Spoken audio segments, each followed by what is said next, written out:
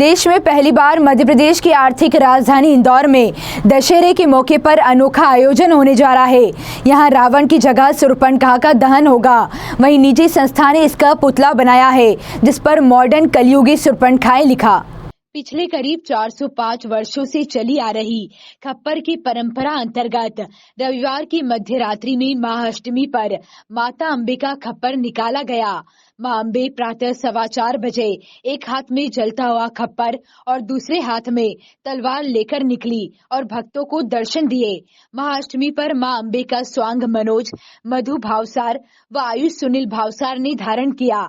कार्यक्रम भावसार मोहल्ला स्थित श्री सिद्धनाथ महादेव मंदिर प्रांगण में संपन्न हुआ। कार्यक्रम को देखने के लिए बड़ी संख्या में श्रद्धालु शामिल हुए। खप्पर आयोजन समिति अध्यक्ष डॉक्टर मोहन भावसार ने बताया कि हमारी पूर्वजों हमें विरासत में देकर गए हैं, उनका करो। जब उन्होंने इनकार कर दिया कि भाई हम दोनों शादीशुदा हैं, दोनों विवाहित हैं, हम नहीं कर पाएंगे, तब उसने क्रोधित होकर के बोला कि इस महिला के कारण आप मुझसे विवाह नहीं कर रहे हो, इसलिए मैं इस सीता को खा जाऊंगी या नष्ट कर दूंगी। उसके कारण लक्ष्मण जी जो है वो माता सीता का अपमान सहन नहीं कर पाए और उन्होंने उसके नाक कान काट करके दंडित करके भेज दिया। अब यहाँ प्रश्न ये उठता है कि शूर्पणखा ने छल, प्रपंच, झूठ, फरेब, मिथ्या, कुटिलता ये सब रचते हुए अपनी अनैतिकता, अपने पापाचार, अपने दुराचार, अपने व्यभिचार को छुपाते हुए अपने भाई को बरगलाया था, बहकाया था, झूठ बोला था और इसी के कारण रावण ने क्रोधित होकर के राम रावण का युद्ध हुआ। मूलतः अगर देखा जाए तो राम रावण के युद्ध का मूल कारण शूर्पणखा थी।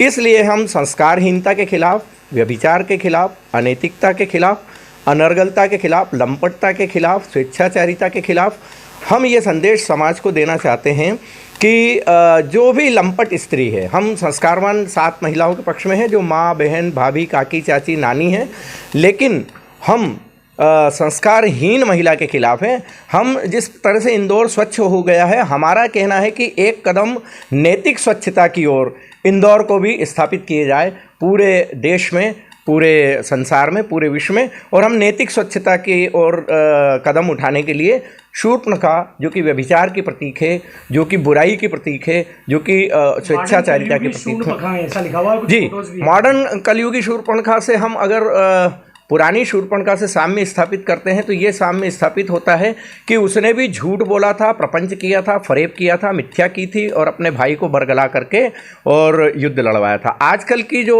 मॉडर्न शूर्पणखा है के जो प्रतीक चिन्ह यहाँ पर ऊपर लगे हुए हैं, ये भी सब वो महिलाएं हैं जिन्होंने अपने पिता, अपने भाई, अपनी माता से झूठ बोल करके अपने पति और अपने ससुराल वालों के खिलाफ झूठे दहेज के केस, दहेज क्रुएल्टी के केस, दहेज प्रतिशोध अधिनियम और उसके अलावा भरण पोषण 406, 323, 294, 506, 376, 377 इस तरह की कई फर्जी धाराओं में मुकदमे दर्ज करा रखे हैं, जिसके परिणाम स्वरूप, दुष्परिणाम स्वरूप करीब 1,58,000 पुरुष पत्नियों से और स्त्रियों से पीड़ित होकर के प्रतिवर्ष आत्महत्या कर रहे हैं। ये एनसीआरबी का आंकड़ा, सरकारी आंकड़ा है।